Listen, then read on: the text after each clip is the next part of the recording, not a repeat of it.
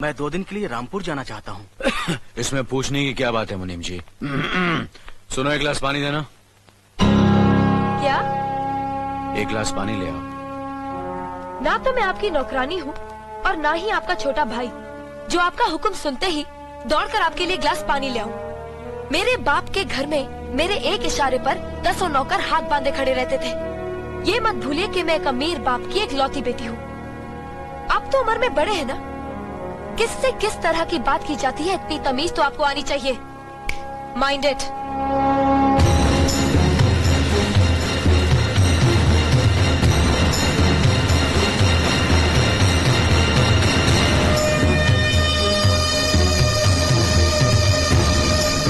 मालिक, छोटी बहू की बात का बुरा मत मानना, नादान है, बच्ची है। गलती हमारी है मुनीम जी। हमने ऐसी लड़की को काम करने को कहा जिसे काम करने की आदत ही नहीं है। बड़े भैया पानी। नकुल, वो ट्रैक्टर रिपेयर करवा लिया ना? जी करवा दिया।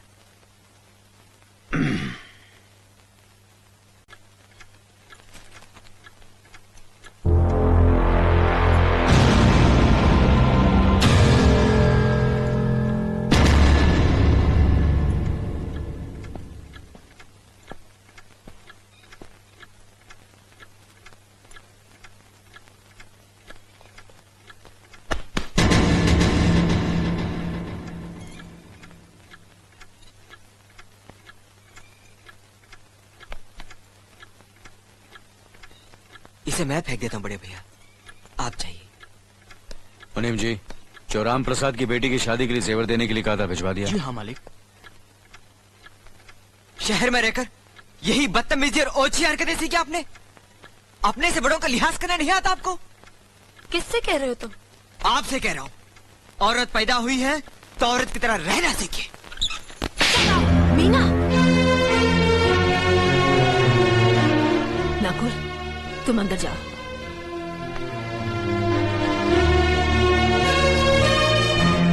पागल हो गई हो तुम? औरत होकर एक मर्द पर हाथ उठाती हो?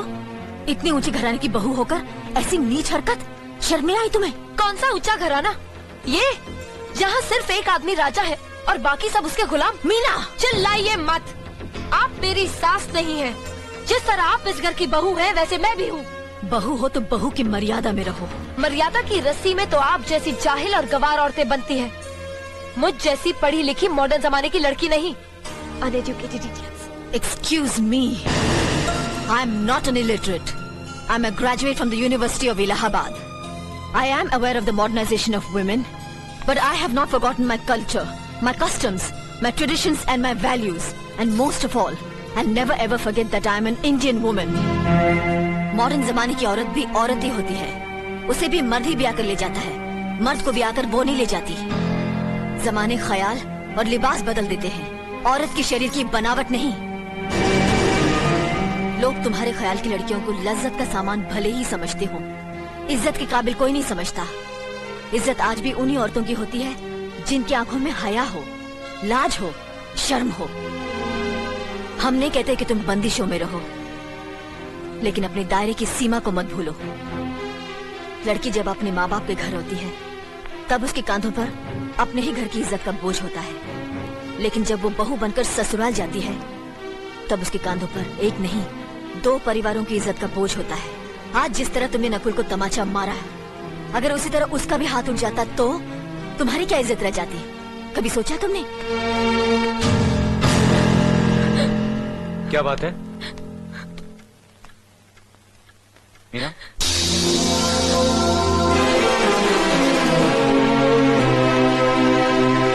क्या हुआ भाभी? कुछ नहीं।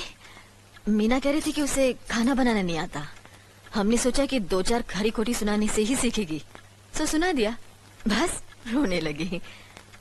क्यों अर्जुन, हमें तुम्हारी बीवी को डांटने का भी हक नहीं? क्यों नहीं, आप हमारी भाभी माँ हैं। आप मार सकती हैं, डांट सकती हैं, कुछ भी कर सकती हैं।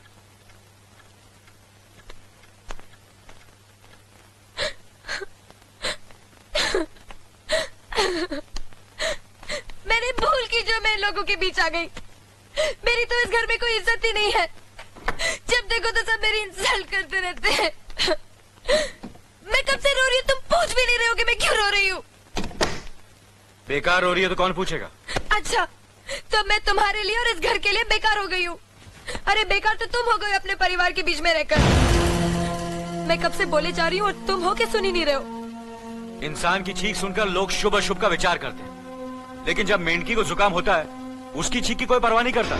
ये मत भूलो कि जब मेंढकी चिल्लाती है तो आंधी और तूफान आते हैं। आंधी और तूफान आएंगे तो उसका नतीजा तुम्हें ही भुगतना पड़ेगा। तो फिर ठीक है, अब मैं तुम्हारे साथ तब भी रहूंगी जब तुम मेरे साथ मेरे डैडी के घर रहोगे।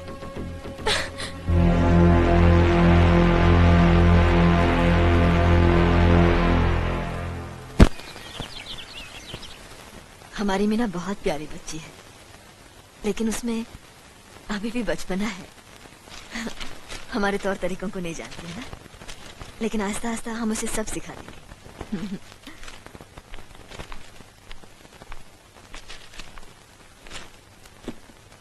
बड़े भैया, ये अपने घर जाना चाहती है। जाना भी चाहिए। 4-5 महीने हो गए, मायके की याद भी आती होगी इसे। और अर्जुन, तुम्हारे ससुर जी तुम्हें कई बार बुला चुके हैं। तुम भी कुछ दिनों के लिए हो आओ, तुम्हारा मन भी बहल जाएगा। अगर ये वापस लौटने के लिए जा रही होती तो मैं जरूर जाता, मगर ये तो हमेशा के लिए इस घर से जा रही है। कैसी बातें कर रहे हो? अगर तुम दोनों के ख्यालात एक दूसरे से नहीं मिलते तो इस मामले को घर की 4 दीवारी में बैठकर आपस में सुलझा लेना चाहिए। बहू शहर की पढ़ी लिखी लड़की है, उसे गांव की रीति रिवाज के बारे में क्या मालूम? ये तो तुम्हारा फर्ज बनता अर्जुन कि तुम उसे हमारे तौर तरीके सिखाओ। सिखाने से कोई फायदा नहीं बड़े भैया, ये खुद को इस माहौल में डालना ही नहीं चाहती, इसलिए भेज रहा हूं। अच्छा, तो तुमने फैसला भी कर डाला? बड़े भैया, बात यह है कि मैंने मीना को, तुम बहुत समझदार भी हो गए हो ना, तो फिर तुम्हें इतना तो समझ लेना चाहिए, अगर बहू अपने आप को बदल नहीं पा रही है तो तुम बहू के मुताबिक बदल जाओ। आखिर वो तुम्हारी पत्नी है, उसका साथ देना तुम्हारा धर्म है। तुम्हारे भरोसे ही तो उसने अपनी सारी जिंदगी सौंप दी तुम्हें। अर्जुन, मेरे दर्द पर तुम तड़प उठोगे, तुम्हें तकलीफ होगी तो मैं रो दूंगा, क्योंकि हम दोनों एक ही मां की संतान हैं। खून का रिश्ता है हमारा, मगर पत्नी का नाता उससे कहीं ज्यादा गहरा होता है, क्योंकि वो पराये घर से आकर अपनों से कहीं ज्यादा अपनी हो जाती है, परछाई बन जाती है हमारी। पति शरीर है तो पत्नी उसकी आत्मा है। पत्नी ही पति के जीवन को सही अर्थ देती है, उसे कामयाब बनाती। पत्नी के बगैर पति बेजान और बेमाने हो जाते हैं। अगर आज तुम अपनी पत्नी को हमेशा के लिए उसके मैके छोड़ाओगे तो यह गांव, यह समाज क्या कहेगा हमारे बारे में? जरा सोचो अर्जुन, न्याय के सिंहासन पर बैठकर जो लोगों के अच्छे बुरे का फैसला करता है, अगर उसी के घर में नाइंसाफी होगी तो लोग हंसेंगे हम पर, किसी को मुंह दिखाने के काबिल नहीं रहेंगे हम। बड़े भैया, मुझसे भूल हो गई, मुझे माफ कर दीजिए। मुनीम जी। जी मालिक। जायदाद के दस्तावेज लाइए। जी अभी लाया। बहू, पति ही पत्नी की असली शक्ति होती है। हमारे पुरखों ने कुल धर्म पत्नी के बारे में कहा है, जो पति के काम में उसकी मददगार हो, उसे अच्छी सलाह दे, जो दासी की तरह उसकी सेवा करे, मां की तरह उसे खिलाए पिलाए, लक्ष्मी का रूप हो और धरती की तरह उसमें सहन शक्ति हो, वही आदर्श पत्नी होती है। औरत की सोच मर्द का मुकद्दर बनाती है। वो जब बनाने पर आती है तो कुटिया को महल कर देती है, और जब बिगाड़ने पर उतरती है तो महल को मिट्टी का ढेर बना देती है। मालिक, ये जायदाद के दस्तावेज हैं। हमारी जमीन जायदाद कहां कहां है और कितनी है, उसका हिसाब किताब ना बाबूजी को मालूम था, ना हम तीनों भाइयों को मालूम है। बहू, तुम पढ़ी लिखी हो, आज से इसका हिसाब किताब तुम देखोगी। लक्ष्मी जी। अपनी चाबियों का गुच्छा और ये कागजात बहू को दे दो।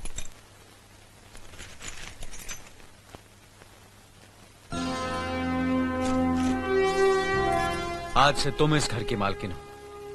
तुम जहां कहोगी, जिस कागज पर कहोगी, हम तीनों भाई चुपचाप आंख बंद करके दस्तखत कर देंगे। जैसा कहोगी वैसा ही करेंगे। बस एक ही विनती है बहू, हम तीनों भाइयों को अलग करने का ख्याल अपने मन में कभी आने मत देना।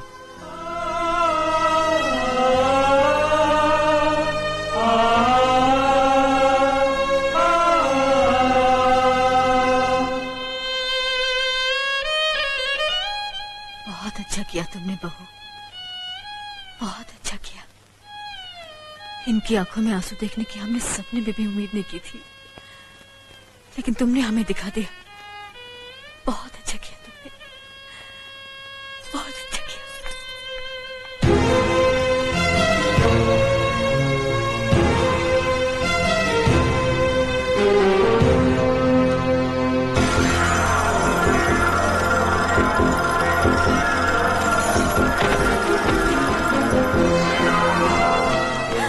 मीना, मीना, क्या हुआ बहू? मीना, मनी जी जल्दी से डॉक्टर को बुलाइए।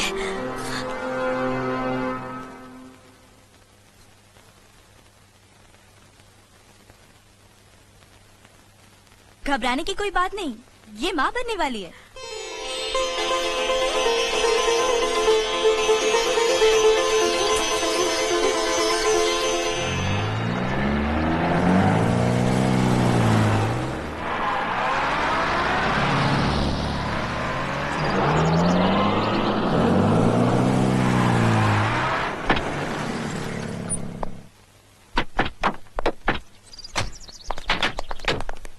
आप लोग यहीं ठहरिए, मैं ठाकुर साहब से मिलकर आता हूँ।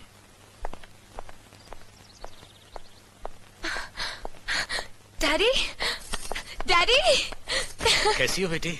What a pleasant surprise. आने की खबर भी नहीं की।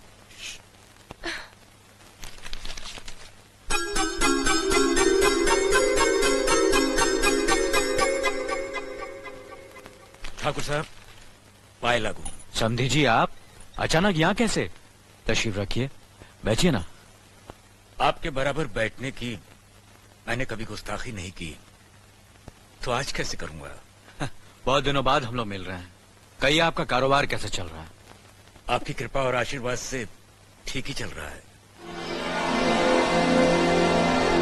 दिल्ली में इंडस्ट्रीज मिनिस्टर के साथ कब की अपॉइंटमेंट ली है? कल सुबह 11 बजे सर। इनकम टैक्स केस का वकील ने कहा है कि 15 तारीख की हियरिंग में मामला क्लियर हो जाएगा। आज एक्सपोर्ट का माल जापान के लिए जहाज से रवाना हो जाएगा ना? जी हाँ सर। नमस्ते ठाकुर साहब। नमस्ते नमस्ते नमस्ते। अरे दीनानाथ जी, आप लोगों ने यहाँ आने की तकलीफ क्यों की? मैं आपकी संस्था के लिए गवर्नर साहब से बात कर चुका हूँ, आपका काम हो जाएगा। धन्यवाद, बहुत बहुत धन्यवाद। अरे गोपीनाथ जी, होम मिनिस्टर ने वादा किया कि आपके भाई का ट्रांसफर जल्दी ही हो जाएगा। Thank you sir. Daddy, good morning daddy. Good morning my child. आप कहीं जा रहे हैं क्या? हाँ बेटी, एक जरूरी काम से दिल्ली जा रहा हूँ। अपना ख्याल रखना। ओके। Okay, bye. पास में ही फैक्ट्री के लिए जमीन देखने आया था, सोचा आपके दर्शन करता चलूं। अब इजाजत दीजिए। इतनी जल्दी कैसे जा सकते हैं आप? भोजन तो करते चाहिए। माफ कीजिए, आप तो जानते ही हैं, बाप बेटी के घर का खाना तो क्या, पानी भी नहीं पी सकता। शहर में रहकर भी अभी भी आप इन बातों को मानते हैं? शहर में रहूं या गांव में, मैं अपनी परंपरा और संस्कार कैसे भूल सकता हूँ? आखिर मैंने इसी मिट्टी में जन्म लिया है। अच्छा, चलता हूँ। अजी, कम से कम बेटी से मिलकर उसकी कुशलता तो पूछ लीजिए। ये क्या कह रहे हैं आप? मैं इतना ऊंचा नहीं हूं कि अपनी बेटी की कुशलता पूछकर आपका अपमान करूं। ठाकुर साहब, ये तो मेरी बेटी का सौभाग्य है कि वो इस मंदिर जैसे पवित्र घर में बहू बनकर आई, और फिर आपकी छत्र छाया में तो वो कुशल हो गई। राम राम। राम राम। बेटे, जिस तरह तुम मैके में चहकाती रही हो ना, वैसे ही अपनी ससुराल को भी महकाती रहना। जी।